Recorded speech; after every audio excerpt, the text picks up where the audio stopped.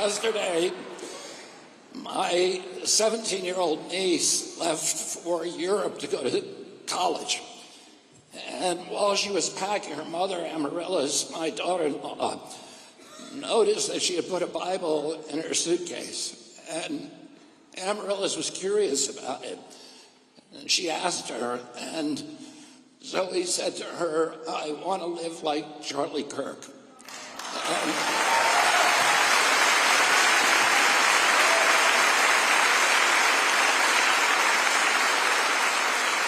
there are millions and millions of kids around the country who he inspired who now want to live with Charlie Kirk, and that's a great thing for our country.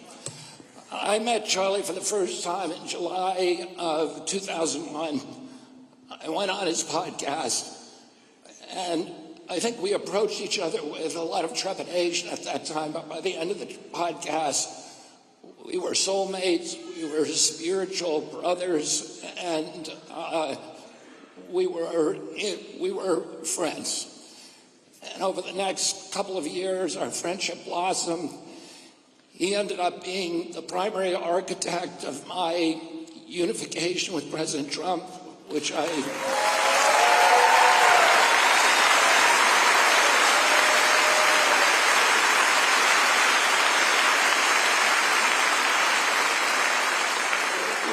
did my endorsement at his rally, at the Turning Point rally in Scottsdale.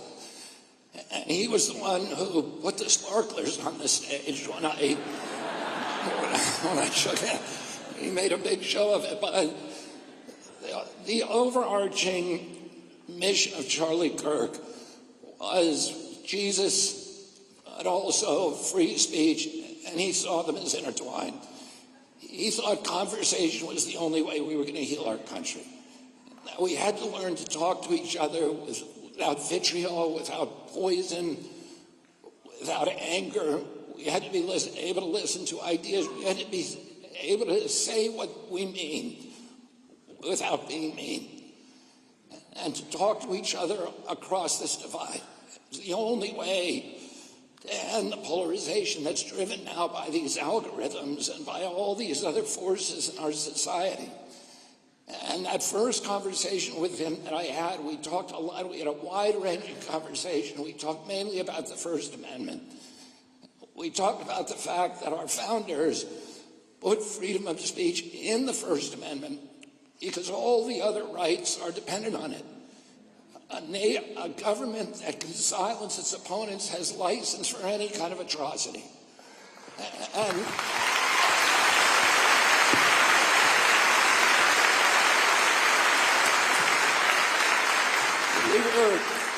we were specifically talking about what happened during the pandemic. Once the government figured out that we would put up with the censorship, they went after the entire Constitution.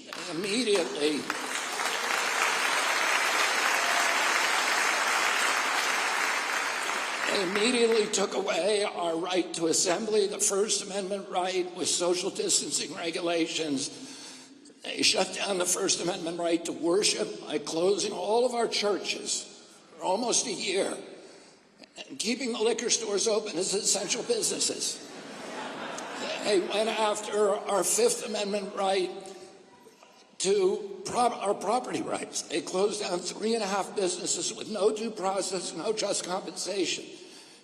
They went after our Seventh Amendment right to jury trials by making whole categories of businesses that we could no longer sue no matter what they did to us.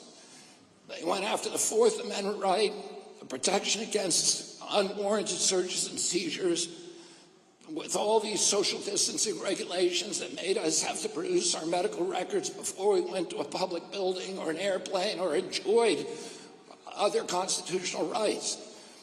And Charlie, more than any figure in our country, led the resistance that has restored freedom of speech to this country.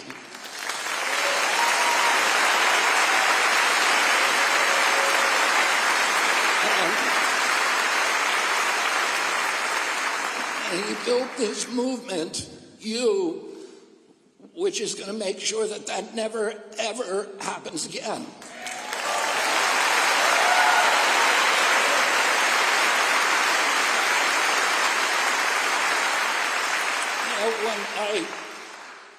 when my brother David died, I had a conversation with my mother, who had been through more than her share of loss and tragedy.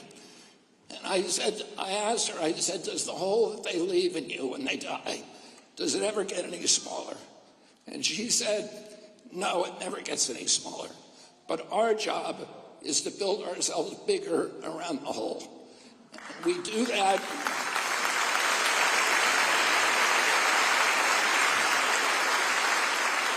We do that by taking the best virtues and character traits of the person that we lost and using discipline and restraint and practice, integrating those character traits into our own character.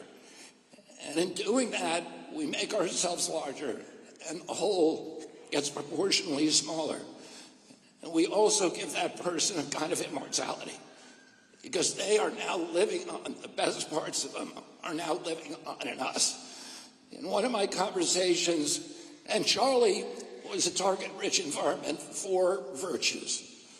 We can all think of something extraordinary he did: his love of family, his love of God, his love of freedom of speech, his reverence for this country, his belief that we are an exemplary nation. We are unique in history. We're the only nation with this kind of constitution. In Europe, they don't have free speech anymore. We have it here, and we are the beacon for humanity for the rest of the world. And all of those...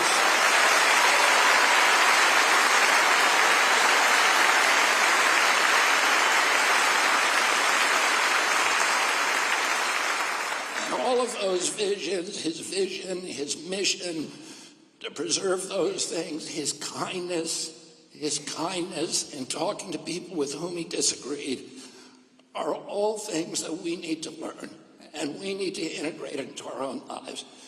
And as Tulsi said, we need to reach out with love to the people on the other side who are asleep and who are too frightened and too panicked and too controlled to understand what they are losing. And we need to protect those things until they wake up. And I had a conversation once with Charlie where we were talking about the danger that we both faced from challenging entrenched interests. And he asked me if I was scared to die. And I said to him, there's a lot worse things than dying. And one of those...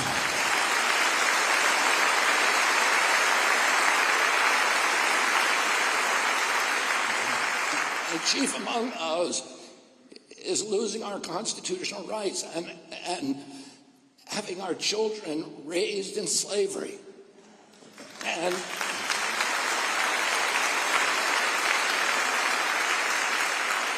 I said to him at that time, I said, sometimes our only consolation is that we can die with our boots on.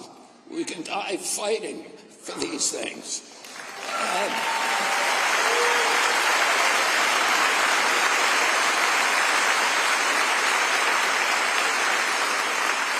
Charlie gave his life so that the rest of us would not have to suffer those fates worse than death. Now it's our job, he's no longer there to lead us, to rush in and fill the breach and win this battle for our country, for God, and for our families. Thank you all for that.